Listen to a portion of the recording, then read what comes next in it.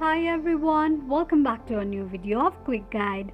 Today in this video, I'm going to show you how you can copy link from Shein application. Keep watching the video till the end.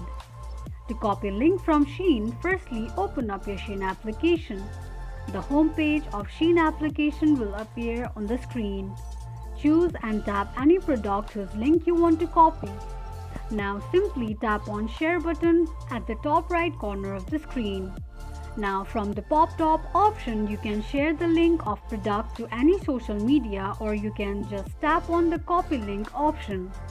This is how you can copy link from Shein application quickly and easily, just in few steps.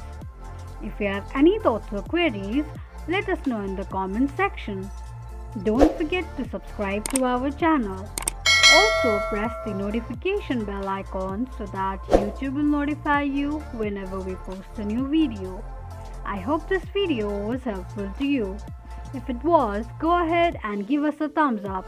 Thank you so much for watching.